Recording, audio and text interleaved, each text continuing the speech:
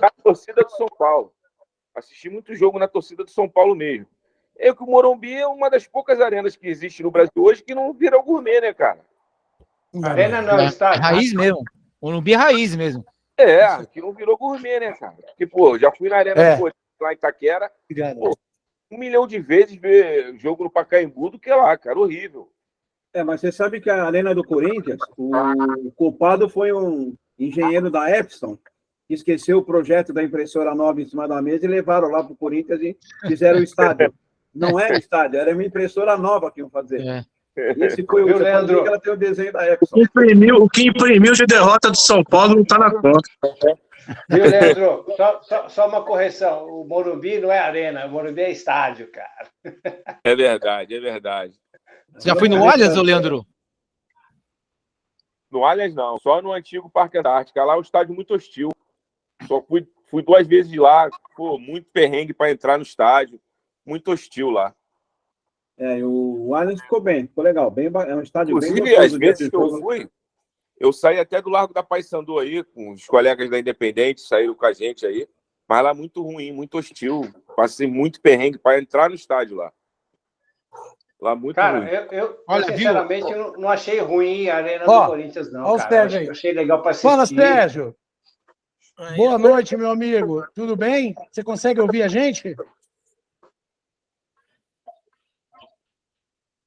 Sérgio, seu microfone está desligado? Tá desligado. Abriu. Boa noite, Sérgio. Tudo bem, meu amigo? Boa noite, Fábio. Boa noite a todos aí. Boa noite. Poxa, boa noite. Prazer, Sérgio. Valeu, satisfação. Muito obrigado aí pela sua participação. Tá? Queria agradecer imensamente aí o teu carinho. Anali, obrigado aí por esse contato. Né? A Anali é assessora do Sérgio, que vem ajudando a gente aí bastante aí. Muito obrigado, tá, Sérgio? Valeu. E agora, nesse instante, eu vou pedir para a galera desligar os microfones, deixar só o convidado, e conforme for fazendo a solicitação de pergunta, a gente vai liberando aí. Tá bom? Sérgio, considerações à parte, tá? Eu queria aproveitar e já para a gente começar esse bate-papo nosso aqui, falar de você é muito legal, você é um treinador aí da nova geração que veio aí despontando, fazendo excelentes trabalhos, mas eu queria perguntar para você, você teve 2 passagens pelo Al Hilal, né? Como jogador, né? Sim. E agora está despontando essa liga aí para lá, né? O que você acha? Qual é, lógico, a diferença de anos? Você jogou a última vez, foi em 93, não foi isso? 95. Por lá, 95, desculpa. E aí agora está aí surgindo essa nova liga. O que os jogadores que estão indo para lá podem esperar dessa liga? O que você pode passar para a gente do que você acha que pode acontecer, o que vai acontecer lá? Uma boa noite, Sérgio. Muito obrigado. Boa noite, Fábio. Coincidência ou não, a primeira pergunta, eu estou com a camisa do Hilal. Que legal. A liga hoje na Arábia, eu converso com algumas pessoas dentro do mundo árabe que jogaram comigo, que estão por lá, que é o Salumi, goleiro, que hoje o Salumi é empresário, a gente conversa bastante, mudou completamente, não só a liga, mas o país também, né? O país abriu, hoje o país é um país aberto para turista, que na minha época não era. Na minha época, o país só entrava quem fosse a trabalho. Em função dessa abertura para o turismo, também fortaleceram a liga. O governo é o que comanda hoje o futebol e investiu nas 4 principais equipes do mundo árabe hoje, né? São os maiores investimentos no Hilal, no Al Nassr, no Etihad e no Al Ahly. Os 2 Etihad e Al Ahly são de Jeddah e o Hilal e Al Nassr são de Riad. E vão investir ainda mais um pouco nas outras equipes. Você vê o Ettifaq tem ali o Guerra, que é o inglês, que é o treinador, né? Tem o Chamusca, que é brasileiro, que está no Al-Tal, né? Os clubes médios também estão tendo um investimento um pouco menor, mas a ideia da liga é ser a 6ª liga do mundo. A ideia do príncipe Fahd é transformar a Liga Saudita na 6ª liga do mundo. Todo mundo acha que é apenas um evento para promover uma possível Copa do Mundo e 30, mas não, na verdade que realmente a Liga Saudita quer ser a 6ª liga do mundo. Os jogadores que lá estão chegando vão tornar a liga mais competitiva, vão tornar a liga mais atrativa, né? Evidente que na parte financeira a gente nem tem o que falar, que são números astronômicos que envolvem por aquele lado. Mas o grande detalhe que eu vejo nesse sentido é transformar a liga na sexta liga do mundo. Eu vejo isso com bons olhos e acredito que é possível, né? Porque hoje você vai levar jogadores para jogar na Arábia Saudita, você não vai levar jogadores mais velhos, né? O Cristiano está lá, que é um cara de 37, mas está levando o Neymar, que tem 31, que tem 30 para 31 anos e que tem muito ainda a dar dentro do futebol. Levou o Firmino recentemente, né? O Benzema também está por lá. Tinha uma conversa avançada com relação ao Salah, mas acho que fechou a janela e não andou. O Salah provavelmente na janela de inverno da Europa deve ter aí um assédio mais intenso por parte do Etihad. E é assim que está sendo elaborada essa liga, trazer jogadores qualificados, jogadores que têm muito ainda para dar dentro do futebol, para ser um atrativo e transformar a liga aí no período curto na sexta liga do mundo. Maravilha. Ronaldo, sua pergunta, por gentileza, irmão. Uma boa noite. Boa noite. Sérgio, boa noite. Obrigado pela sua presença. Eu que agradeço. Sérgio, você é um treinador, você já é um comentarista da TV Cultura, você conhece o futebol aí desde os primórdios lá de trás. A gente vê hoje uma gama, hoje, falou-se em técnico para o time brasileiro, os caras vão buscar lá fora. Eu queria saber se você que está militando aí, o que você vê? Tem algum técnico novo desses times mais baixos, né? Que a tendência é ir crescendo, evoluindo, para daqui a uns anos estarem aí no topo dos técnicos. Você tem alguém que você poderia falar, ó, fica de olho nesse menino, porque ele tem potencial, ele tem ideias novas para o futebol, porque hoje em dia é só trazer estrangeiro, e pelo amor de Deus, né? Um pior que o outro, você traz 12 para tirar um, e não dão vez para os nossos, que é terrível isso. Ronaldo, boa noite. Pô, a pergunta é importante, né, para o momento que a gente está vivendo dentro do futebol, com relação aos treinadores. Na Série A2, vamos falar aqui de onde ninguém olha, né? Na Série A2 não, na Copa Paulista, tem o treinador que chama Ademir Fezan, que é do Grêmio Prudente. É um cara que tem potencial para em breve estar figurando aí em grandes clubes do futebol brasileiro. É questão de oportunizar para que você deixe o profissional desenvolver trabalho. Eu disputei a Série C do Campeonato Brasileiro agora, recentemente, e você vê alguns treinadores que têm potencial e que são poucos falados e têm poucas oportunidades. E são treinadores novos. O Gerson Guzmão, que está no Caxias hoje, eu entrei no lugar dele no Floresta. O Gerson é um bom treinador, né? Um treinador que tem potencial, um treinador gaúcho. Quem mais assim que eu vi que o Vinícius Bergantin, que estava no Santo André esse ano no Paulista e estava no CSA, é um treinador jovem também que tem potencial, né? Então tem alguns treinadores que futuramente vão falar, é evidente se der oportunidade, né? Mas do jeito que a gente vê hoje no futebol brasileiro, cercado, né, de treinadores estrangeiros, né? Cercado não, ocupado, o espaço ocupado por treinadores estrangeiros, é muito difícil você oportunizar esses treinadores mais jovens. Em função do mercado, você chega, bate no teto, e no teto a cadeira está sendo ocupada por treinadores estrangeiros, que, na minha opinião, aí eu vou entrar na questão do treinador estrangeiro, que é uma coisa que é o que eu penso. A gente fala hoje do Abel, com 2 anos de trabalho no Palmeiras, um trabalho longínquo e vitorioso, a gente entende o tamanho do Abel hoje. Só que quando o Abel chegou no Palmeiras, o Abel tinha dirigido o Braga e o PAOK, 2 clubes, né, que não tem expressão, vamos dizer assim. E por que não oportunizar um treinador brasileiro com um currículo parecido para deixar trabalhar, por exemplo, da Sociedade Esportiva Palmeiras, né? Então, eu acho que é nesse ponto que eu questiono. Eu não vejo problema nenhum em trazer treinador estrangeiro, até porque eu já fui estrangeiro, trabalhei no Japão. Claro. Né?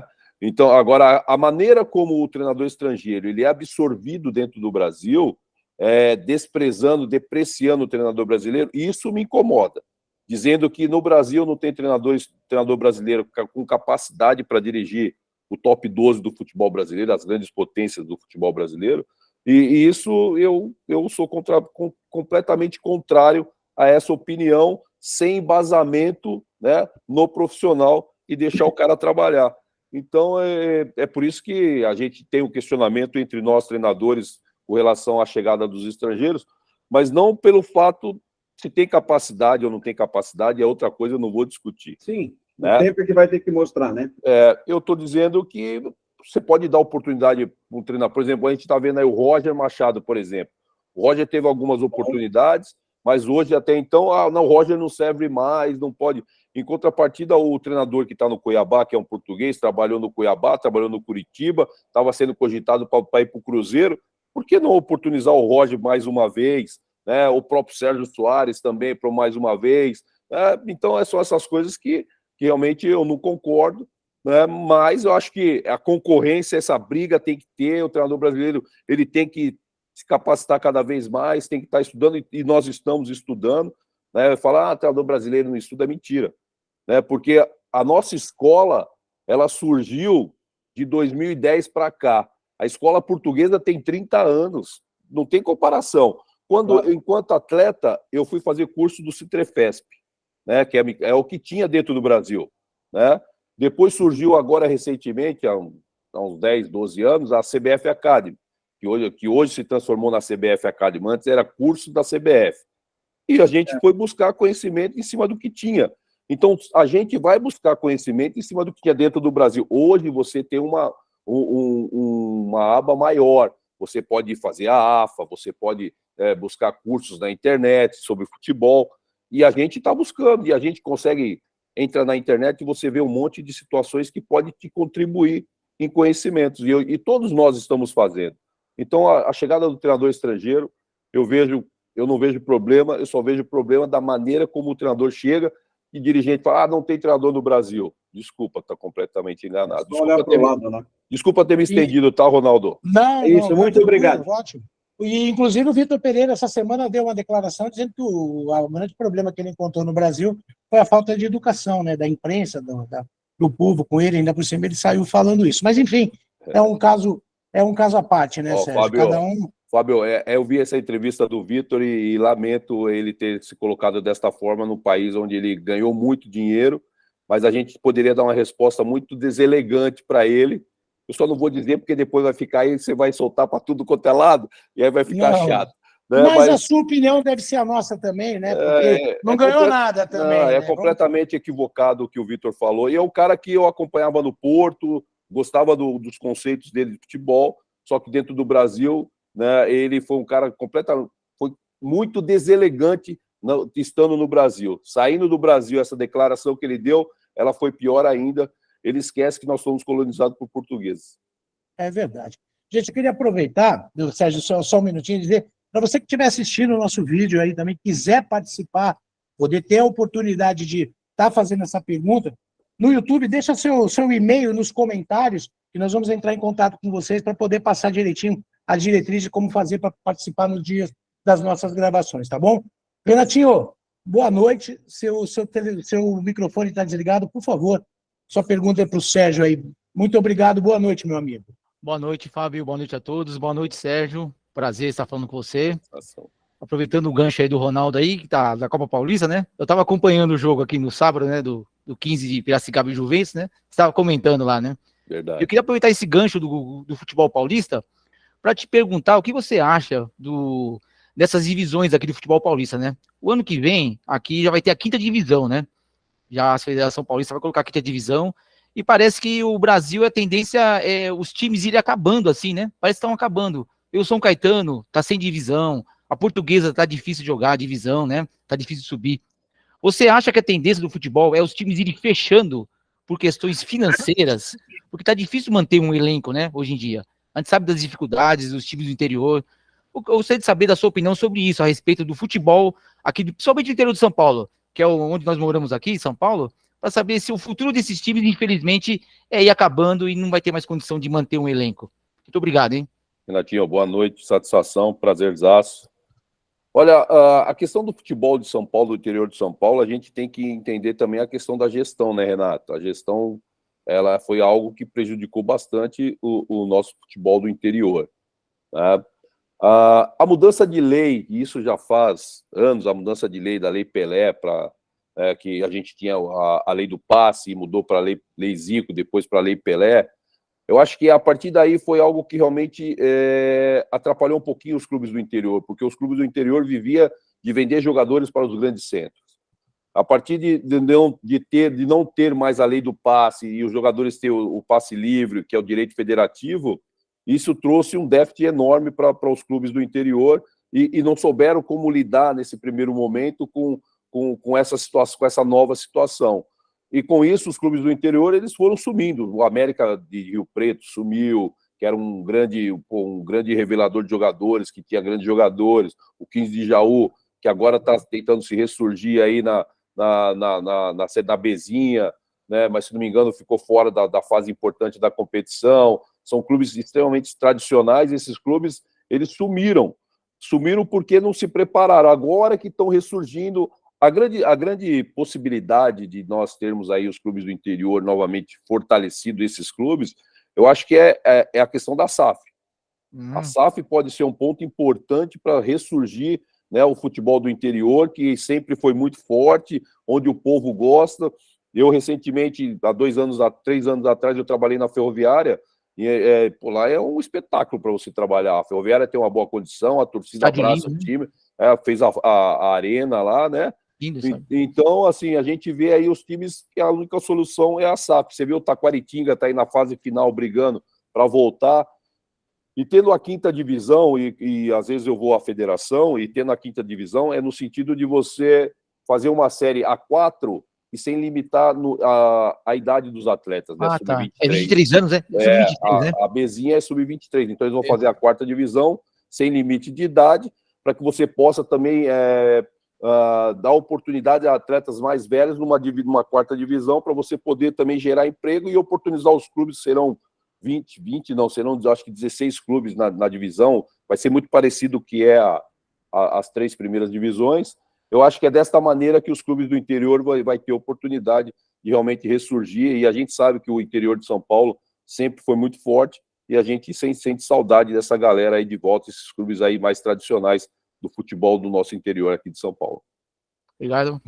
Maravilha. Gisló, boa noite, meu amigo. Estou feliz em te ver aí, viu? Uma surpresa bem agradável aí. Muito bom te ver, meu amigo. Obrigado, viu? Fica à vontade aí. A sua pergunta, por favor, para o Sérgio. Prazer é meu sempre estar aqui. Boa noite, Sérgio. Prazer em conhecê-lo. Satisfação. Eu queria voltar àquela questão da técnico estrangeiro com relação à seleção brasileira. Que agora o Diniz está aí, está fazendo sucesso. Só que eliminatórias, para mim, não é parâmetro para nada, né? É igual o campeonato do início do ano. Você começa o Campeonato Paulista, o brasileiro é totalmente diferente. Sim. Você acha que o Ancelotti cairia bem na seleção, continuaria com o Diniz? Qual a sua opinião? Angelo, boa noite, prazer. Boa noite. Eu penso o seguinte, que a seleção brasileira ela ainda deve dar uma oportunidade para um treinador brasileiro. Eu não sou a favor. Se você traz o Guardiola, beleza. O Guardiola, para mim, é o grande mestre hoje, né, da beira do campo. Se você traz o Guardiola, você vai trazer um cara que realmente tem ideias diferentes do que a gente tem dentro do nosso cenário nacional. Agora, se você vai trazer o Ancelotti é um cara extremamente vencedor. Não se discute a qualidade de conquista do Ancelotti. Por onde ele passou, ele conquistou títulos. Mas se você pegar os times do Ancelotti e analisar com tranquilidade, o Ancelotti tem um jeito de jogar, um jeito de jogar posicional, um jeito que a gente, dentro dos nossos clubes aqui no Brasil, nós fomos buscar um modelo e copiamos esse jogo posicional, que é um jogo onde você bota os caras na posição, o cara não tem liberdade para flutuar, só trabalha, e o Ancelotti joga desta forma. Então, o que o Ancelotti tem de diferente dentro do que a gente está pedindo, precisa de um treinador na seleção brasileira com conceitos diferentes para poder a gente melhorar o nosso futebol? Eu não vejo isso, eu vejo um treinador vencedor. Você vai ter um treinador vencedor na beira do campo. Você não vai ter um treinador com conceitos diferentes do que a gente, por exemplo, o nosso último treinador, que foi o Tite, se nós olharmos, mas o Tite fez um belo de um trabalho. A seleção brasileira é uma seleção que tem conceitos bem visíveis para você enxergar conceitos de jogo. E o Ancelotti é meio parecido com o que, na minha opinião, é meio parecido com o que o Tite apresentava. Hoje você tem o Fernando Diniz na seleção com uma ideia diferente de jogo, né? Uma ideia de movimentação que dá liberdade para todo mundo. Ah, mas jogou com a Bolívia, né? A Bolívia é um time fraco. Eu entendo também que a Bolívia é um time fraco, concordo, mas eu acho que a gente tem que olhar a atitude dos jogadores dentro do campo, o que os jogadores estão tendo em termos de...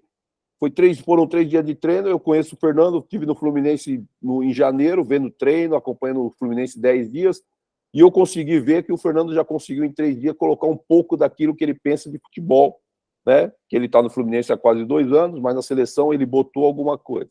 Então eu acho que o Fernando merece uma oportunidade, né? Eu não sei se o Ancelotti realmente vai vir, até porque eu não sei se vocês viram, mas eu não vi o Ancelotti dizer em nenhum momento que virá para a seleção brasileira. Em nenhum momento ele disse, não, eu sou treinador da seleção brasileira lá em junho. Em nenhum momento eu vi ele falar isso. Eu não vi. De repente, se vocês viram, vocês podem me corrigir. Então, eu acho que o Fernando é uma oportunidade, sim, para o Fernando. E ainda mais sem ter a pressão de ser o Fernando Diniz, porque não ganhou nenhum título importante. Porque aqui nós, no Brasil, a gente coloca que o treinador da seleção brasileira ele tem que ser um treinador extremamente vitorioso no clube. Lá na Argentina, o treinador foi campeão da Copa do Mundo sem ganhar absolutamente nada e era um treinador, era um assistente e se tornou treinador da seleção e acabou sendo campeão. Então, acho que a gente também precisa mudar um pouquinho, a gente precisa sair um pouquinho da caixinha e olhar de fora para ver que, para estar na frente da seleção brasileira, não precisa ser um treinador vitorioso no clube, tem que ser um treinador com bons conceitos.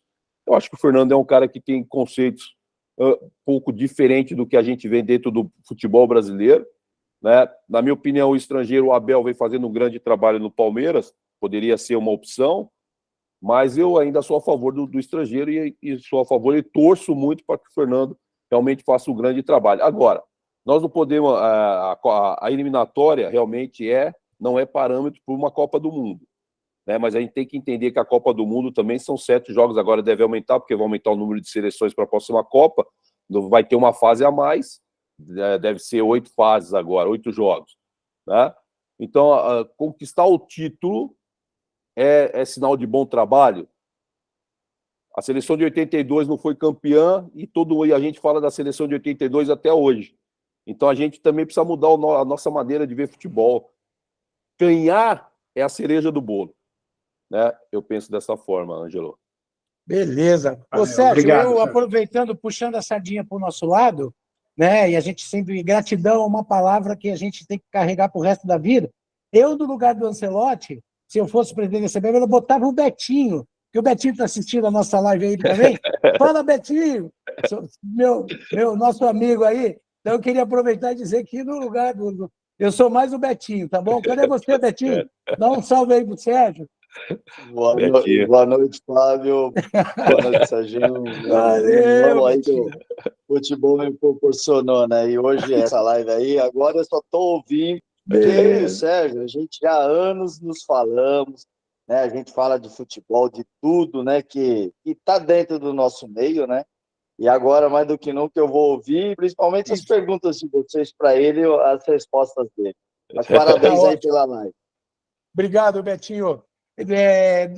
Danilo, boa noite, meu querido. Sua pergunta, por favor, depois o Rião faz a dele, tá bom? O seu microfone, bom te ver. Danilo, tá escuro aí? Então, porque o Sérgio... Bom ver você de novo no Bar do Neco aí. Salve, Boa Neco, noite, Sérgio. Estou falando aqui do Bar do Neco, aqui, que é um parceiro aqui do Fábio. Por vezes a iluminação está meio irregular aqui, vocês me desculpem por isso aí, está um pouco escuro. E eu estou, inclusive, o Fábio até pedir licença aos amigos, eu já tinha explicado, vocês sabem disso.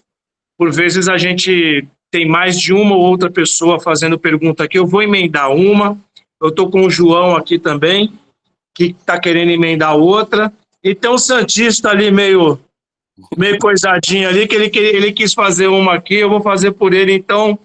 Com todo respeito aos colegas, aí é você, Sérgio, pela paciência e pela dedicação de estar aqui conosco aqui. Eu vou fazer 3 perguntas em uma, vou meter uma de jornalista profissional. Vamos para a minha. independente de qualquer situação social, e eu sei que dentro dos limites, se você puder responder, a minha pergunta seria, na sua ótica, no futebol brasileiro, qual que é a nossa dificuldade em estabelecer técnicos negros no futebol? Nós temos uma carência importante, nós temos uma dificuldade importante, eu não estou aqui usando a chave do racismo, disso, não é nada disso. Todo mundo tem os seus méritos, cada um compõe a sua história, mas eu reconheço, como todos nós aqui, que como torcedores acompanhamos futebol, existem muitos ex-atletas negros com condição de comandar equipes profissionais de alta linha, de alta performance, e eu entendo que eles têm dificuldade em se estabelecer em grandes clubes. Eu gostaria da sua opinião, dentro de uma razoabilidade que você vai colocar exatamente porque isso aqui vai, né, prosperar aí para o YouTube e tudo mais, mas eu gostaria de saber a sua opinião moderada, qual que é a nossa dificuldade, a nossa como brasileiro, a nossa como CBF, a nossa como instituição, clube de futebol, por que nós não temos técnicos ou mais técnicos negros assumindo equipes de ponta no futebol brasileiro? Essa é a minha. O João vai fazer a dele aqui com toda licença a você e aos colegas. João, um abraço. Deus abençoe. Deus abençoe. Te acompanho desde o Santo André. Obrigado. E dentro disso, você é técnico. Você é técnico. Só queria te perguntar o seguinte, te abençoar, continue fazendo o que você faz, te acompanho nos programas esportivos, você sempre se desempenha bem. Deus abençoe você. Que você Amém. tem tudo a fazer. Obrigado, João. Você acha, na sua opinião, você acha que é viável trazer um técnico de fora, e não deixar o trabalho do Diniz aqui? Deus abençoe você, meu irmão. E a terceira pergunta do Santista, que estava aqui deitado no sofá, é se você acha se o Santos vai cair ou não. Então vamos lá para essas três aí. Boa, vamos lá, Sérgio. Vamos começar pela última, né? Que eu acho que a do Danilo é uma. Vou me estender um pouquinho mais, que eu acho que esse assunto é bastante pertinente. Né, então vou mais curtinha. Eu acho que o Santos vive um momento realmente muito difícil. Né, o Santos está num período, acho que no pior período do Santos, e esse período do Santos ele vem se agravando nos últimos anos, né, pensando em Campeonato Paulista principalmente. O Santos passou sufoco aí nos 2 últimos anos e agora está passando um sufoco grande no Campeonato Brasileiro. A verdade, pela instituição que é o Santos, a gente torce para que não caia, né, mas vai estar vivendo um período que é de muita atenção. O sinal amarelo está aceso. Se o Santos vacilar, ano que vem estará na Série B, então tem que, nesse restante de Campeonato Brasileiro aí, buscar uma recuperação, uma performance mais regular, para que realmente não aconteça o pior, que é disputar uma Série B pela primeira vez. Né? Já está chorando aqui, hein? Mas a gente torce para que não, né? A gente torce para que não. Né? Com relação ao Fernando Diniz, eu acho que foi que eu já respondi aqui com relação ao treinador estrangeiro. Na seleção brasileira, a minha preferência realmente é para um treinador brasileiro. O Fernando está tendo uma grande oportunidade para poder desenvolver o seu trabalho. Isso é muito importante, acaba sendo importante para mim, para o Betinho, que está aqui. Nós, treinadores brasileiros, a gente precisa muito que um treinador brasileiro realmente desempenhe um bom papel para o mundo olhar a nossa capacidade através do treinador brasileiro, do treinador da seleção brasileira. Então, eu entendo que o Fernando tem uma oportunidade e eu espero que ele seja mantido nesse ciclo aí para a Copa do Mundo. Já disse nada contra o Ancelotti, acho que o Ancelotti é um cara extremamente vencedor, né, mas eu não vejo ideias e conceitos de jogo diferentes do que a gente tinha, por exemplo, com o Tite na seleção brasileira. né? Então, eu acredito que... E digo assim, o Tite, na minha opinião, o Tite fez um grande trabalho na seleção brasileira, né? Agora, quando não ganha, todo mundo critica, mas eu vejo que o Tite fez um grande trabalho na seleção. E o Fernando está pegando uma seleção de 2 ciclos de Copa do Mundo do mesmo treinador, com muito conceito de jogo, né? É uma seleção que tem muita coisa, e o Fernando vai poder pegar e colocar o que ele pensa de futebol dentro de um time pronto, não vai começar do zero, vai pegar de um time pronto, e eu espero que ele seja mantido, né? Eu espero que ele seja realmente mantido. Volto a dizer, nada contra o Ancelotti, mas eu espero que o Fernando seja mantido para que a gente tenha aí um ciclo de mais uma Copa do Mundo com um treinador brasileiro, mas com conceitos diferentes do que a gente está acostumado, né, na maneira de jogar. Claro que o Fernando tem muita coisa ainda a evoluir dentro da seleção brasileira, a gente está falando de 3 treinos, de um jogo, né? A gente tem aí um período longo para que ele possa aí, né, são 16 jogos até a Copa do Mundo, pelo que eu vejo o pessoal falando, para que ele possa realmente implantar aquilo que ele tem de conceito, isso é ele continuando até a Copa do Mundo. Eu acredito que ele deve permanecer. Danilo, com relação a nós negros não, nós pretos, dentro desse cenário, a grande questão que eu vejo dentro do futebol é que o futebol não é uma sociedade à parte da sociedade. Nós vivemos numa sociedade extremamente preconceituosa. E quando você tem uma sociedade preconceituosa, é natural que você vai ter o preconceito dentro do futebol. E a gente tem que viver com essa realidade. A gente não pode esconder. Quanto mais a gente acha, não tem preconceito, não tem, você tá querendo tapar o sol com a peneira. E isso é o grande problema. A gente tem que dizer, tem preconceito sim, mas nós, pretos, não podemos nos vitimizarmos. A gente tem que... Eu falo sempre o seguinte, se o branco tem que dar 5 passos e a gente tem que dar 10, vamos dar os 10 passos. Vamos à luta, não vamos ser vítima, não. Vamos se capacitar, vamos brigar. Porque hoje a bandeira levantada não é só do preto. A bandeira está levantada por brancos e pretos. Então, hoje, nós não estamos mais sozinhos, como a gente estava há anos atrás, há séculos atrás. Nós temos uma bandeira levantada e hasteada por várias pessoas, né, de cores diferentes da nossa. É evidente que o branco não tem e nunca vai saber o que a gente sente, né, porque nunca vai vivenciar. Né? Mas a gente sabe que tem preconceito, o futebol tem preconceito, estar no top 12 do futebol brasileiro, no comando, às vezes pode incomodar muita gente. Às vezes você pode... Como é que você vai deixar uma figura, né, preta comandar algo tão importante, por exemplo, eu não vou usar o nome de clube para achar que eu estou falando de clube A ou B, né, de comandar o top 12 e falar assim, pô, tem um preto comandando o meu time, será que ele tem capacidade para criar estratégia, capacidade para comandar um grupo de pessoas, sendo que dentro da nossa história nós fomos sempre comandados. Na história da escravidão, o negro vivia num processo coletivo, era comandado e executava. Hoje nós somos diferentes. Hoje nós conseguimos criar estratégia, tratar todo mundo com respeito, comandar sim, porque nós nos capacitamos, nós nos evoluímos. Eu acho que eu não vou viver para ver isso daí ainda, Danilo. Mas o meu neto, com certeza, ele vai ver, não digo nem meu filho, mas meu neto vai ver realmente um mundo diferente, onde o preto vai ter mais oportunidade e muito mais gente na ponta da pirâmide.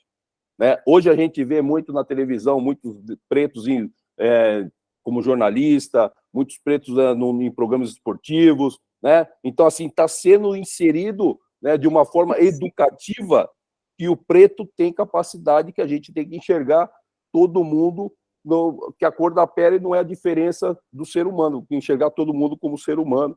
Eu acredito que o futebol a gente ainda vai ter que lutar, batalhar para a gente ocupar esse espaço, e nós vamos ocupar, Danilo. Não é que não, vamos ficar aqui miudinho, não. Nós vamos ocupar com humildade, com trabalho, com conhecimento, com entrega, né? A gente pode ocupar sem se vitimizar nunca. Chega de se vitimizar. Preto tem condições de estar, né, aonde ele merece. Pô, belíssima resposta. Obrigado, viu, Sérgio? Valeu. Davi, peraí, Riol, já vou falar contigo. Davi? Fabio, poderia só colocar um adendo no que ele falou? A gente tem outro problema. A gente passou por muitos anos, e o Barbosa morreu sendo culpado por uma Copa de 50, porque todo mundo falava que ele era um goleiro negro e falhou na decisão de 50, e ele carregou nas costas essa derrota sozinho. Verdade. E hoje você não vê, em termos de jogadores, você vê muito jogador de linha, mas um goleiro também, ele não é tão assim, parece que, quando você for procurar, você quase não acha goleiros negros, parece que o goleiro reserva do Corinthians é excelente, né? E a gente tem aí. Mas o que mais me entristece foi o que fizeram com o Barbosa, que carregou nas costas o título perdido, que ele foi o único culpado de tudo aquilo que aconteceu. Ninguém teve coragem de ver diferente. E que, na verdade, depois desse episódio, a gente entrou no futebol logo muito mais à frente, a questão do goleiro negro exatamente ficava em cima desse episódio, né? Nenhum goleiro, eu lembro, eu era menino, né? Eu lembro do Jairo, era goleiro do Corinthians, o Jairo era grandão e tal. O Orlando na Portuguesa? O seu Orlando depois foi meu treinador de goleiro lá no Juventus. O Orlando na Portuguesa, e ele era um dos poucos que tinham. O seu Orlando é conhecido como Gato Negro e tal.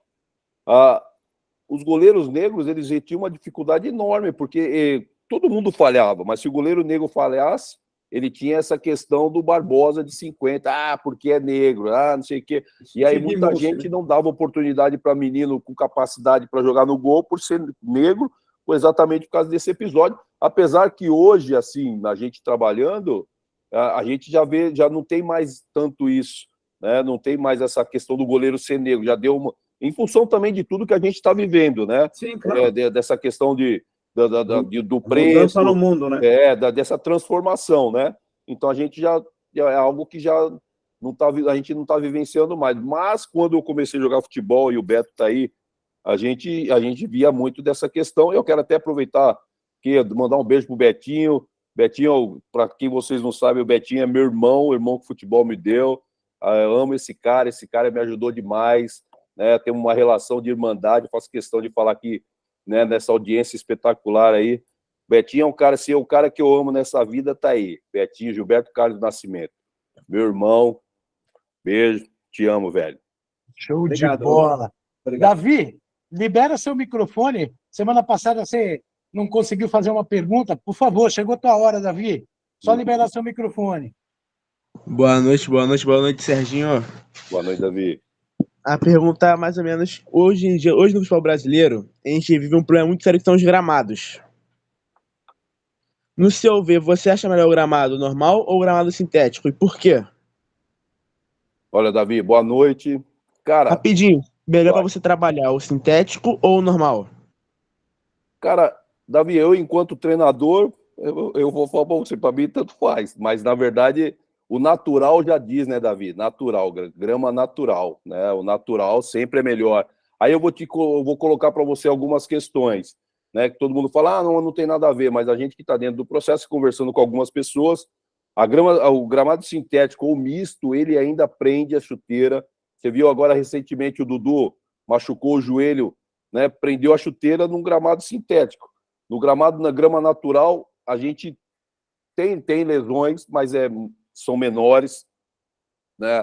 Eu acho que pensando no físico do atleta, no estado de saúde do atleta, o gramado natural para mim sempre é melhor, né? E claro, se você tem que ter um gramado natural, você tem que ter uma grama, né, um tapete, né, para você poder desenvolver futebol, porque assim melhora o espetáculo, melhora totalmente a qualidade.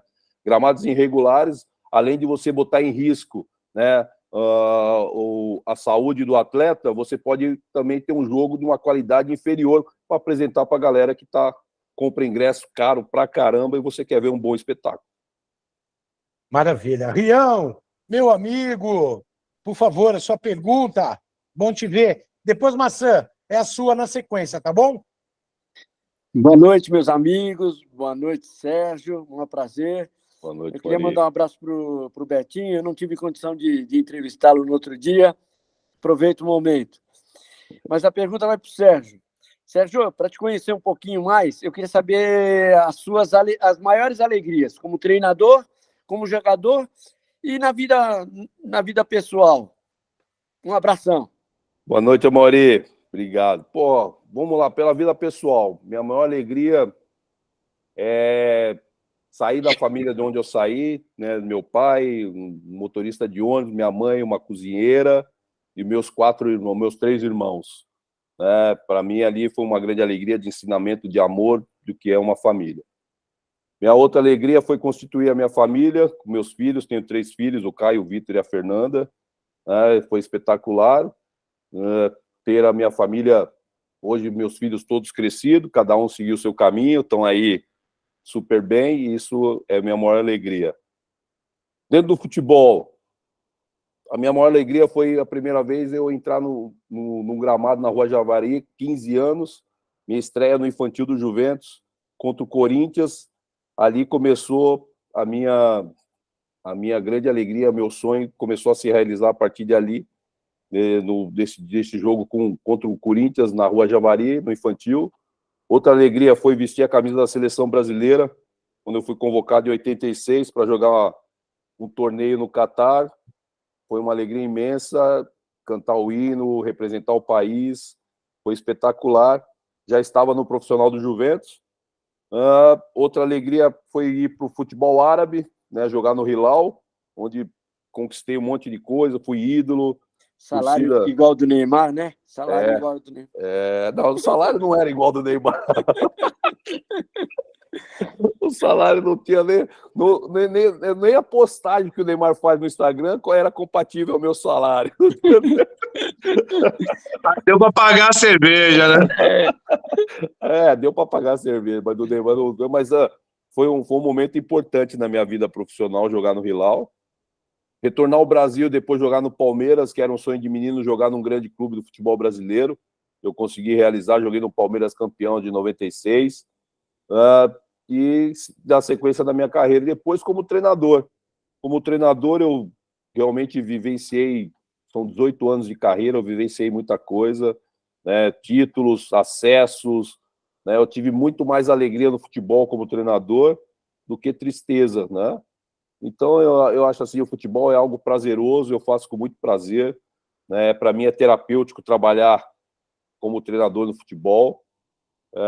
Estar nesse meio aí que é de luta, de nego comendo nego, para mim, no dia a dia de treino e jogos, para mim realmente é extremamente prazeroso.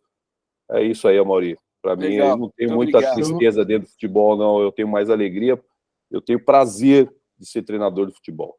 Muito obrigado. É só para lembrar também, desculpa até, o Jairo era vizinho meu lá no Tatuapé, do meu pai, né? E os filhos eram nossos amigos ali, então a gente tinha uma amizade grande com o Jairão, goleiro do Corinthians. O Jairo Valeu! O Jairo era, assim, eu ia ver jogo do Corinthians, o Jairo, para mim me impressionava. Quando eu fui fazer teste, tentar fazer teste do Corinthians, o Jairo, eles iam no Parque do Piqueri correr ali, né? O Jairo e tal, o Jairo Caçapa, não sei. Olhei aquele negão grandão, falei, ele é grande, hein, cara? Eu era molequinho, impressionava. Era mesmo. Obrigadão. Valeu, Maria. Maçã, meu amigo. Boa noite a todos aí. E aí, Sérgio, tudo bem? Como é que tá? Um prazer aí. Beleza, agradeço a oportunidade que você está dando pra gente aí bater esse papo. E você é um cara muito educado, viu? Parabéns, fala bem, que legal, fico muito contente. Obrigado. Mas vamos lá. Eu não sei, eu peço desculpas aí a todo mundo que eu acabei, por motivo de trabalho, acabei pegando a live começada, mas eu vou ser bem sucinto. Eu vou falar o nome de 3 técnicos aí, sem ficar em cima do muro. Me diz qual foi o melhor. Assim, é uma geração um pouco mais antiga. Enio Andrade, Rubens Minelli e Tele Santana. Pode fazer comentários sobre os 3, fica à vontade. Não estou querendo colocar você contra a parede, mas só para saber... Essa é saia justa, hein, Gomes? Mas vamos lá. Não, eu vejo assim, ó. Seu Enio, todo mundo fala muito bem, o Denis, que é meu auxiliar hoje, ele trabalhou com o seu Enio, fala que o seu Enio é espetacular na gestão, na maneira de lidar com os atletas, que é o que a gente fala hoje, que precisa ter gestão. O seu Enio já fazia isso naquela época. Tá? Perfeito. Seu Rubens Minelli, eu conheço o seu Rubens. O seu Rubens é uma pessoa espetacular. E o seu Rubens era um treinador extremamente tático para a época, né? O seu Rubens era um treinador que gostava de jogador grandão. Eu lembro daquela final de São Paulo e Atlético Mineiro em 77, que o São Paulo foi campeão pela primeira vez. Seu Minelli trabalhava com jogadores fortes, porque ele gostava dos jogadores que tinham bom porte físico. era um jeito dele trabalhar e era um cara vitorioso, que na minha opinião foi injusto, porque tinha que ser o treinador da seleção em 78 e levar o Coutinho. Agora, dentro desses três, eu posso falar do Seu Tele. Seu Tele, ele trabalhou no Palmeiras, mas assim, quando nós chegamos, ele foi para o Palmeiras em 97, o Seu Tele já estava um pouco doente, né, e acabou que ele trabalhou pouquíssimo com a gente. Mas pelo que eu vi do Seu Tele na seleção de 82, no Palmeiras de 79, que massa, né, e no São Paulo de 92, 93, eu fico com o Tele, porque eu gosto do jeito do Tele jogar, né, que era um treinador que gostava de jogar para frente, que gostava de ter a bola, que não gostava que fizesse falta, e para chegar no gol do adversário, para ganhar jogo, você tem que ter a bola, não esse jeito que a gente joga hoje, dar bola para o adversário. Não, o Tele, para mim, foi um cara espetacular, eu gosto muito do Tele Santana. Obrigado, Sérgio. Maravilha. Valeu, Maçã, pedir por gentileza, Maçã, você, por favor, desligar o microfone. Obrigado. Jefferson, boa noite, meu querido. Desliga, aciona seu microfone aí. Boa noite. Por favor, boa noite. Boa noite a todos, boa noite, Sérgio. Minha pergunta, na verdade, é relacionada um pouco com essa final da Copa do Brasil que a gente está para assistir. Como é que é feita a preparação quando a gente tem o primeiro jogo em casa e como é que você faz a diferença no jogo quando o segundo jogo é em casa? Porque você tem uma mudança, né? A atmosfera, você prepara o time de uma forma porque vai jogar o primeiro fora e vai decidir em casa. E quando é o contrário, porque você pensa em definir o jogo ou você deixa realmente para os 90 minutos finais? Ô Jefferson, desliga seu microfone, por favor, por causa do som externo. Obrigado. Sérgio, por favor. Boa noite, Jefferson. Cara, uma preparação numa decisão tão importante como é essa aí, principalmente olhando para o lado do São Paulo, né, que o São Paulo vem aí com dificuldade de disputar uma final importante, onde ele tem a possibilidade de conquistar. Teve com o Rogério recentemente aí na Sul-Americana, mas a LDU não, foi o outro time do Equador que foi muito bem e não deu chance para o São Paulo. Hoje o São Paulo tem uma possibilidade, apesar que eu acho que, né, o São Paulo vai enfrentar um time de muita qualidade individual, né? Você vai para um jogo de 180 minutos tendo a possibilidade de decidir em casa, você tem que tentar trazer uma vantagem para decidir na tua casa, né? Você tem que trazer aí pelo menos um empate ou uma vitória para que você possa decidir com a atmosfera favorável. A gente sabe que jogando no primeiro jogo na casa do adversário, o jogo do Maracanã vai ser um Flamengo que vai te apertar, vai ser um Flamengo que vai procurar usar toda a atmosfera favorável para que ele faça um placar favorável para levar uma vantagem para o segundo jogo. E sendo desta maneira, falando do São Paulo, né, acredito que o Dorival ele tem peças ali para ele formatar um time mais consistente para ter atenção e tem peças para também, de repente, surpreender e trabalhar dentro do Flamengo, correndo o risco de surpreender o Flamengo, porque o Flamengo vai esperar um São Paulo mais atrás, né? E aí a gente sabe que o São Paulo é um cara que em 35 rodadas ele não manteve uma escalação, sempre mudou e mais uma vez vai fazer isso. Você vai estudando peça, eu estava vendo o programa ontem, o Boleiragem, e aí os caras nem conseguiram decifrar o que de repente o São Paulo poderia fazer, né, em termos de montagem de time. Então o Dorival é um cara que a gente conhece bem, o Dorival é um cara extremamente inteligente, já esteve do lado de lá, né? Então esse é o fato de ter trabalhado no Flamengo, conhecer a atmosfera emocional que pode ter o jogo, o Dorival vai traçar uma estratégia para que ele possa trazer para o segundo jogo e tentar decidir aqui no Morumbi, né, para que do lado do seu torcedor, aí a gente sabe que é um jogo de 180 minutos, e nesse primeiro jogo você tem que ter cuidado para que o jogo não seja já decidido nesse primeiro tempo, nesses primeiros 90 minutos. Então a questão emocional e a questão de estratégia de campo vai ser fundamental para o Dorival trazer para o segundo jogo e decidir o título aqui em casa. Agora, Sérgio, como treinador, Sérgio, essa questão do Dorival dar essa tapa de luva de pelica no Flamengo, o que você acha disso aí? A forma que ele saiu do Flamengo, você acha que isso vai entrar também no bojo? Eu acho que o Dorival não vai externar isso para o grupo, né? Mas internamente, no seu inconsciente, ele vai querer dar esse troco, sim, porque todo mundo é ser humano, né? E a maneira que o Dorival ele saiu do Flamengo, e quem o tirou a oportunidade do Dorival ser campeão mundial da Supercopa do Brasil, elevar o nome do Dorival a nível mundial, né? Porque o Flamengo com o Dorival, na minha opinião, tinha muita possibilidade de chegar à final do Mundial de Clubes. Apesar do Hilal estar numa situação melhor, que era meio de temporada, mas o Dorival, o time do Flamengo ia se apresentar antes, ia se preparar melhor, né? Então alguém tirou essa oportunidade do Dorival, e acredito que o Dorival, com o Dorival, ele vai querer dar esse troco, mas ele não vai externar para os jogadores, que eu acho que nem cabe isso. Só complementar, Fabião. Estou vendo aqui, o Arboleda saiu machucado agora do jogo aí na eliminatória, tá? Sim. Então pode ser que não jogue aí o jogo, o primeiro jogo. É uma preocupação. Fala, Zé, desculpa, eu te interrompi, mas não, fazia sem parte. problema, sem problema. Obrigado, Luciano, pela informação. E o Flamengo também perdeu o Felipe Luiz também no treinamento, uma lesão muscular, 10 dias fora. Isso aí é o que aconteceu hoje.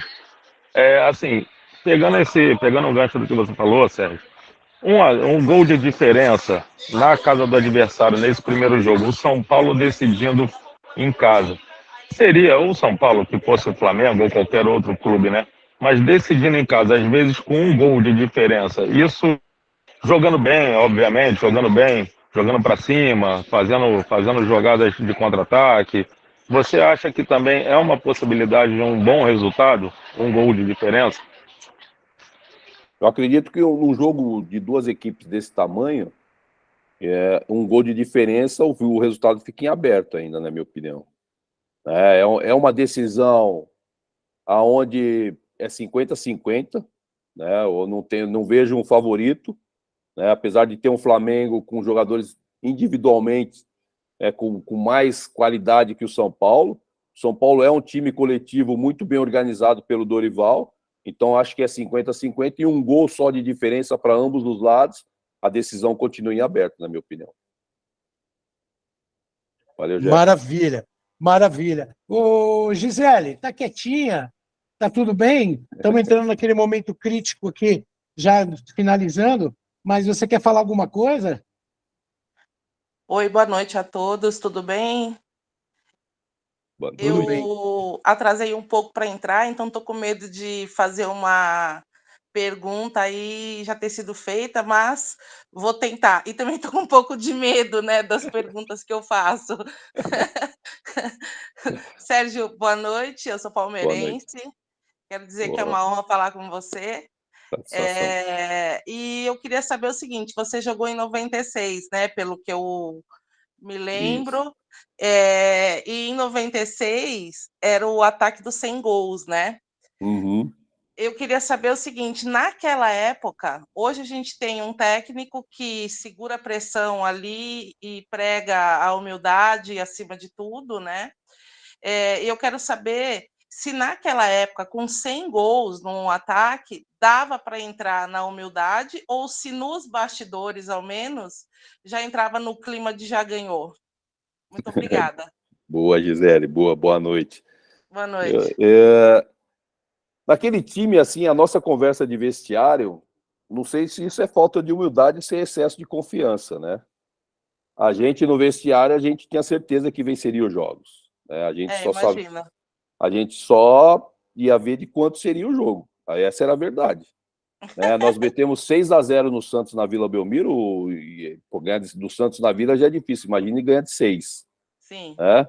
Então era um time que realmente tinha uma confiança muito grande, não tinha soberba, eu acho que isso é muito importante dizer, né? Mas internamente a gente tinha confiança que venceria qualquer adversário que enfrentasse naquele momento, sim, né? Mas nunca de vamos golear, não, a gente tinha certeza que o resultado seria positivo.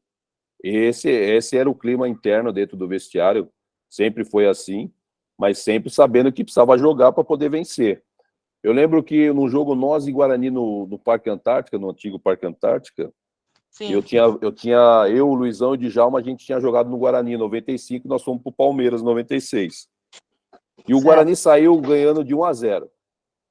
Aí o Fernando, que depois jogou no Palmeiras, eu cheguei pro Fernando e falei assim, ó, vocês cutucaram onça com vara curta. Deu 15 minutos, estava 3-1 pro Palmeiras.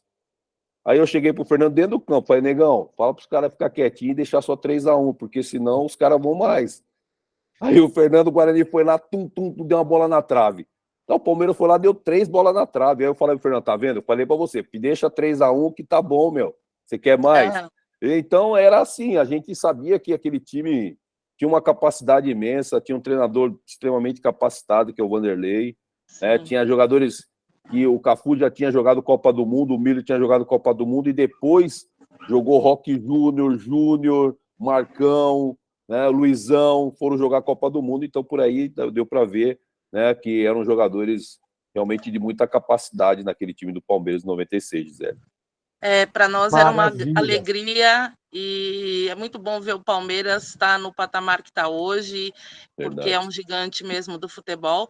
E só emendando, Fábio, rapidão, você falou aí de grandes jogadores, né, em seguida, que foram aí para a seleção no futuro. Eu já fiz essa pergunta para um outro convidado e eu queria saber de você agora como técnico, né? Você acha que o técnico na seleção, ele escala o melhor ou você escala aquele que é o homem de confiança dele? Muito obrigada, boa noite. Na Boa posição, noite. né? Valeu, Gisele. Eu acho que é muito importante eu, como treinador, escalar o melhor, né? E se o melhor for de confiança, é melhor ainda. Né? Mas o futebol, porque um grupo de futebol, ele vai avaliando o treinador o tempo inteiro. Né? Se você deixa de botar o melhor para botar o que você tem confiança, você acaba perdendo um grupo. Então é importante que você coloque sempre o melhor. Né? Eu acredito que num time de futebol, o treinador tem a obrigação de botar os melhores. E quando tiver um que tiver mais ou menos e o melhor tiver fora, você tem que achar caminhos para botar o melhor para jogar. E acredito que na seleção não seja diferente, até porque você pode convocar quem você quer, né? Então, eu acredito que você tem que sempre buscar o melhor. Maravilha. Fábio, Zé Luiz Fábio, por favor. Peraí, um minutinho, Ronaldo, só para o Zé Luiz falar. Não, Zé. só para o Zé, não esquece do Celso, por favor, que ele sempre acaba passando batido. Tá bom. Zé, e depois do Celso, e a gente precisa encerrar, tá bom? Vamos lá. Boa noite a todos aí. Boa noite, Sérgio. Tudo bom? Prazer falar com você. Satisfação. Tudo bem, igualmente. Sérgio, você sabe que você já foi jogador, hoje você é técnico, e você ser gestor de pessoas é muito difícil. E você sabe que jogador derruba, um grupo derruba um técnico, ainda mais de acordo com características, se um durão, ou se um paizão. Qual o meio termo disso aí para você ganhar o grupo? Até porque você lida por várias cabeças diferentes. Qual o meio termo para isso aí? Hoje José, você como técnico. Beleza, boa noite. Cara, eu acredito o seguinte, que ser paizão só não adianta, que ser durão também não adianta. E olha que no meu começo de carreira eu era só durão. Eu era só durão, né? Porque você tem que se firmar, e você é jovem e tal. Então eu ia meio que na porrada. O Betito aí, que era meu auxiliar na época, eu era chatão. Então eu acho assim, ó, que as atitudes do treinador para com os atletas, na transparência, eu acho que é o que mais funciona dentro de um grupo de futebol. Você tem que ser transparente, a cobrança, o elogio, ela tem que ser tanto para o mais jovem quanto para o mais novo. Né? A cobrança um pouco mais forte, ela não deve ser em grupo, ela tem que ser individual, porque o cara se constrange achando que está sendo diminuído, então você tem que chamar a atenção desse cara na tua sala, quando for uma cobrança mais forte, né? O elogio sempre em grupo. Então, são alguns comportamentos que é muito importante você utilizar, né, com um grupo de pessoas. Essa maneira que você conduz, a maneira de você conduzir, ela realmente é o que pesa dentro de um grupo de futebol. O treinador de futebol, o que ele fala, ele tem que cumprir, porque se ele falar algo aqui e fazer diferente lá, você acaba perdendo um pouquinho da confiança dos jogadores e assim começa aumentando, né, essa questão. Então, o gerir pessoas hoje é fundamental nesse sentido. A transparência é fundamental, né? Na organização de grupo, você tem que sempre elogiar em grupo, e se tiver que dar uma rasgada, essa rasgada tem que ser individual na sua sala, para o cara não se sentir diminuído na frente da galera. É igual a escola, quando a gente estava na escola. O professor chamava a atenção no frente de todo mundo, você ficava todo envergonhado porque sabia que a galera ia te sacanear. E o futebol é a mesma coisa. Se você dá uma dura no cara no meio de todo mundo, o cara vai sacanear o cara se sente diminuído, mas isso tem um peso porque acaba interferindo diretamente na performance do atleta e na produtividade dentro do treinamento, do próprio jogo. Aí, perninha! Maravilha. Ô, Celso, você me desculpa, Celso, é que aqui não aparece que você estava solicitando uma pergunta, por isso que eu fui deixando rolar. Mas, por favor, Celso, faz sua pergunta para o Sérgio, por favor. Eu acho que não, né? Celso. Fábio, vai ligar o microfone. Ô, Celso, o seu microfone, Celso. Acho que o microfone dele, hein? Opa! Boa noite a todos. Eu não vi que você estava Sérgio, solicitando, prazer, desculpa, tá? Eu estar participando dessa live. Eu acho que a maioria das perguntas já foram feitas, mas, assim, faltando os clubes, os principais, todos querem chegar a um título internacional. E um título internacional é ganhar uma Libertadores, né? Ou agora tem a Sul-Americana e outros, né, campeonatos, e depois participar do Mundial, né, que é a cereja do bolo. Mas e agora, com essa nova fórmula que a FIFA está apresentando, 32 clubes, acabou para os clubes brasileiros ou até os clubes sul-americanos? Qual a sua opinião sobre isso? Boa noite, Celso, prazer. Boa noite. É evidente, se nós olharmos hoje friamente, a gente entende que não vai ter mais nenhuma possibilidade para os clubes sul-americanos e brasileiros para conquistar o Mundial, né? Mas eu entendo também que é uma oportunidade para você apresentar trabalho, que você vai disputar pelo menos 3 jogos na primeira fase, que é a fase de grupo, né? Você vai, e dentro de 3 jogos, não sei se vão classificar 1, se classificarão 2, modelo Copa do Mundo. Se classificar 2, pô, legal, né? Eu acho que é a chance de você apresentar alguma coisa. Você vai sempre ali como... Você não vai ser o favorito vai sempre ser os clubes da Europa, então você não vai com pressão nenhuma, e a chance, quando você não tem essa pressão, você pode performar e alcançar algo importante. Então eu entendo que hoje, acho que não dá, mas dentro da competição é possível você pegar, por exemplo, vamos usar o Palmeiras do Abel hoje, que é um time extremamente estruturado taticamente, né? Você vai fazer 3 jogos, você precisa de ganhar 1 ou ganhar 2, e você está classificado ali em segundo, pelo menos, né? Então, acho que tem essa possibilidade. Depois, mata-mata é um jogo só, tudo pode acontecer. Eu acredito que num time estruturado como o Palmeiras tem chance de avançar dentro de uma competição. E, claro, depois você vai acostumando a disputar a competição. Quando você acostuma a disputar a competição, a sua chance ela vai aumentando. Eu acredito que a gente consiga ainda ter uma possibilidade, e ainda vai ficar melhor ainda ser campeão mundial nesse novo modelo. Acho que até a preparação dos times vai ser outra, né? Vai se apresentar com muito mais know-how, né? Inclusive. Sem dúvida. E nós levamos uma vantagem, né? Porque nós vamos estar em meio de temporada, se for no meio do ano. Se for no meio do ano, não, minto. Se for, vai ser no final do ano, mas ouvi falar que vai ser no meio do ano, parecido com Copa do Mundo. Então, o futebol brasileiro vai ter uma vantagem, porque vai estar no meio de uma preparação, e os times da Europa vai estar no final de temporada mais desgastado que nós. E um jogo a cada 4 dias, isso tem um peso enorme para o futebol brasileiro, que vai estar numa preparação no meio de temporada, pode se levar uma vantagem. Obrigado. Maravilha. Valeu, Sérgio, seus planos aí para o futuro, tem algum spoiler que você pode passar para a gente aí? Como é que tem algum clube aí te procurando? Como é que tá? O que você pretende fazer aí para 2024 ou finalzinho aí dessa temporada aí? Fabião, esse ano aqui é férias, é só trabalhar no sentido de buscar conhecimento, estudar um pouco mais, né? Não tenho expectativa nenhuma de trabalhar mais esse restante de ano. Já começa a aparecer algo para 24, né? Mas ainda apareceram algumas coisas que a gente, junto com o meu empresário, nós estamos conversando e vendo a possibilidade de projeto, porque futebol você tem projeto enquanto você está ganhando, né? Sempre assim, não, dá uma olhadinha, estuda meu projeto, não sei o quê, o projeto só vale enquanto você estiver ganhando. Então a gente está vendo aí algumas possibilidades aí para 24, sim, vamos estudar, vamos ter calma, até porque nós estamos em setembro, né? Outubro e novembro é que começa realmente os clubes buscarem aí uma nova situação de treinadores para a temporada de 24. E a gente está aí estudando, já conversamos algumas vezes no telefone, vamos sentar aí semana que vem, nos reunirmos para traçar estratégia aí para a próxima temporada. Eu acredito que deva aparecer algumas situações aí, a minha ideia realmente é trabalhar fora do Brasil, mas a gente sabe que isso aí pode acontecer, mas pode não, enquanto a nossa licença ela não for validada, não tiver equivalência para a gente trabalhar fora, é difícil você pensar nisso.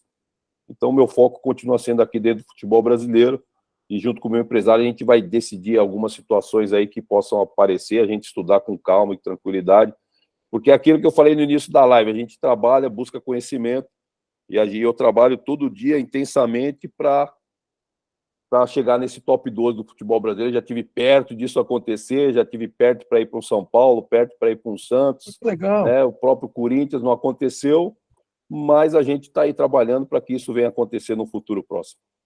E a gente deseja para você toda a sorte do mundo, Sérgio, e agradecer imensamente aí o seu carinho. Cara, você é um cara, gente boa pra caramba. Não obrigado, é à toa Fábio. que o Betinho também é um cara maravilhoso, vocês são amigos. A fruta não cai longe do pé, né, cara? Nada é por acaso. Né? O Betinho também foi uma das lives aqui que a galera também mais curtiu, a simplicidade de vocês, cara.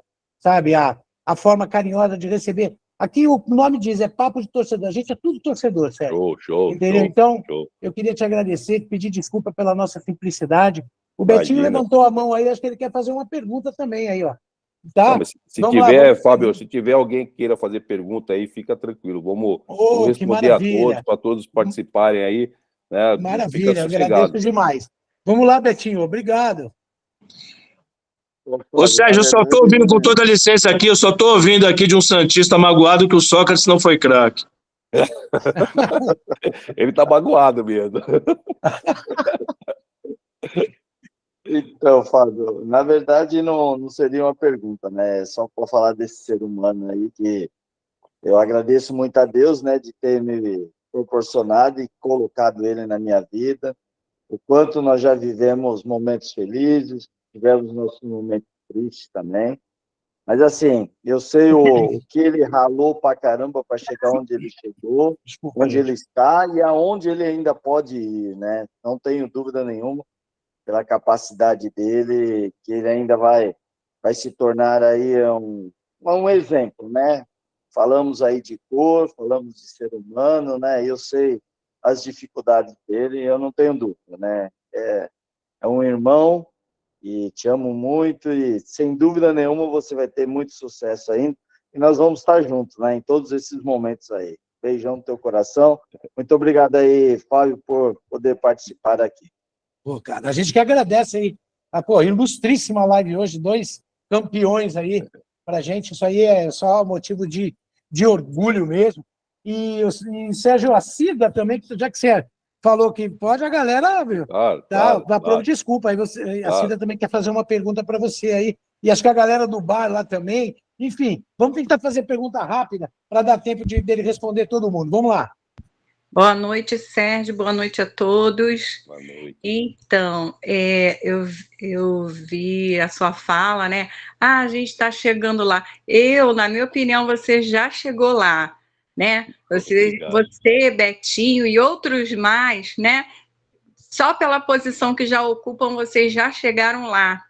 E eu queria saber essa curiosidade de como é a sociedade dos treinadores. Vocês têm algum grupo? Vocês se falam? Vocês trocam figurinha ou trocam farpa? Não sei. Como é que acontece essa organização de vocês? Né? Porque eu sei que vocês já chegaram lá. E isso é muito importante a gente saber, como torcedor, que existem, né, pessoas que têm o cuidado, que têm o carinho, que têm dedicação pelo esporte, leva a sério. Então, me fala aí, amigo. Boa noite, pergunta bem pertinente. A gente tem um grupo de treinadores, mas o qual eu não participo mais, né? O Betinho está nesse grupo. Os treinadores hoje, assim, os treinadores, eles têm uma proximidade, mas ainda eu acho que está muito longe do ideal, né? Eu acredito que os treinadores, eles têm que estarem mais juntos. Nós, enquanto nós estivemos lá no curso da CBF, onde nós reunimos, em 2016, 150 treinadores, e ali foi decidido que teria o grupo dos treinadores, que é a FBTF, que hoje comanda o futebol, onde hoje o Mancini é o atual presidente, que foi eleito recentemente, né? Está brigando aí pela APL lá em Brasília para que a profissão de treinador seja reconhecida. Porém, eu entendo que a gente é muito distante no sentido dos treinadores, que a gente fala, os treinadores que estão no patamar acima, que poderiam ter voz para que tudo isso acontecesse mais rápido, essa unificação, essa união dos treinadores, a troca de ideia, ela acontece com determinados grupos, não é na sua integridade, na sua totalidade, né? Alguns treinadores conversam, eu converso com o Betinho, converso com o Maurício Compertino, converso com o próprio Mancini, já conversei algumas vezes a respeito de futebol, com o Cuca, né? Então, um ou outro conversa, mas ainda não é um grupo homogêneo, estamos muito distante disso, e isso traz uma certa dificuldade para a categoria ainda, né? Não é uma realidade, tem gente brigando para que isso aconteça, já melhorou bastante da geração do Vanderlei, do Leão, do Muricy, né, que eles não se falavam mesmo, cada um guardava o seu conhecimento para si. Hoje não, hoje, né, todo mundo conversa a respeito de tática, de treino, né, de ideias de jogo. O próprio Fernando Diniz, hoje que é treinador da seleção, ele é meu amigão, meu irmãozão, a gente conversa, né? Então, essa troca de ideia ela acontece hoje com determinados grupos de treinadores, mas não é na sua totalidade, estamos longe disso ainda, mas pode acontecer. Acho que as gerações que vêm chegando aí têm cabeça e pensamentos diferentes. Maravilha. Danilo, você quer fazer alguma pergunta aí, a galera do bar? Tem que ser rapidinho, meu queridão. Tá rapidinho, meu irmão. O bicho tá pegando aqui, o couro tá comendo, o clima tá tenso. Ó, o João vai fazer uma aqui. Sérgio, primeiramente, só desejar para você boa sorte. Fica com Deus. Lembra da Portuguesa, o que você fez pela Portuguesa lá, que a gente é da Zona Norte, aqui tá. Legal. Deus abençoe. Você é monstro. Valeu, Danilão. Mas, cara, se que não quiser responder, qual é o melhor jogador que você viu jogar na sua carreira de jogador de futebol, que você viu ali e falou, esse é o cara? Caraca, eu vi tanta gente boa, hein? Desde quando eu comecei. Porra, eu joguei contra Zico, Sócrates. Pô, joguei contra um monte de nego bom. Aí, muita gente boa. Joguei contra esse rapaz aí que era jogadorzaço, o Betinho. Joguei muito com muita gente. Você tá falando de Sócrates, o cara já tá chorando aqui de novo. Joguei contra muita gente boa. Pô, vamos trazer aqui recente, assim, mais para cá, da década de 90 para 2000. O Ronaldinho Gaúcho era fenômeno. Joguei contra o Ronaldo quando ele estava no Grêmio. O Ronaldo era um cara fantástico, assim. Eu acho que o Ronaldo, tecnicamente foi o melhor jogador que eu vi de perto, assim, jogando contra, foi o Ronaldo, porque o que ele fazia, o Ronaldinho Gaúcho, o que ele fazia com a bola era um absurdo. Maravilha. Renatinho, você quer fazer mais uma pergunta, meu querido? Eu vi que você levantou a mão aí. Eu queria sim fazer, Fábio. Ô, Sérgio, você falou dos seus filhos aí, né? Rapidinho, os seus filhos aí. Eu queria saber se eles seguiram carreira, alguém virou futebol, algum outro esporte aí. O Caio é preparador físico, né? O Caio, inclusive, trabalha comigo. O Caio jogou futebol, foi base do Juventus, foi base do Pão de Açúcar, trabalhou com o Betinho um período também lá no Juventus, foi jogador do Betinho, mas só que ele machucava demais e acabou não seguindo a carreira como atleta. Hoje ele está na função de preparador físico. O Vitor hoje trabalha numa agência de publicidade. A Fernanda está cursando marketing. Né? O Caio foi o único que migrou para a minha carreira.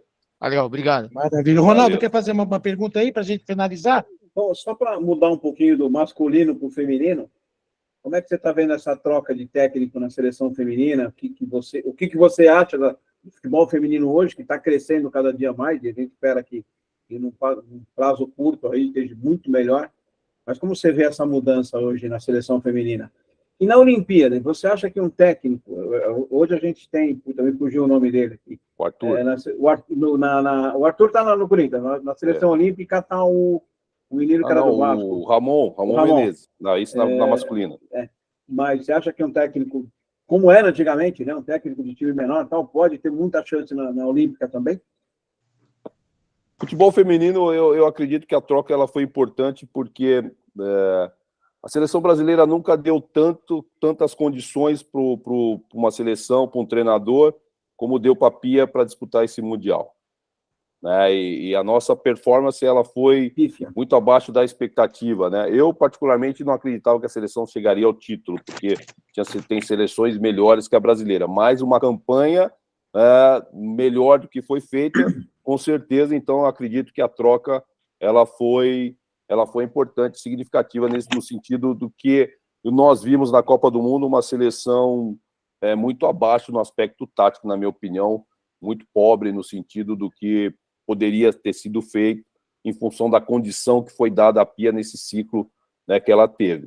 E acho que a alteração botou um cara certo, o Arthur é um cara aí vencedor, é um cara conhecedor do futebol feminino, o futebol feminino vem crescendo e o Arthur é um dos caras que vem crescendo junto com esse momento do futebol feminino, então acredito que ele foi uma troca importante. Com relação à seleção olímpica, eu acredito que a seleção olímpica ela pode ter um treinador que trabalha num patamar médio, né, para dirigir a seleção brasileira para a Olimpíadas. Acredito que sim, em função de tudo que nós conversamos a respeito de capacidade do treinador brasileiro. Né? Eu coloco assim, Ronaldo, o treinador, ele não é treinador de Série A, Série B, Série C, Série D, ele é treinador. Né?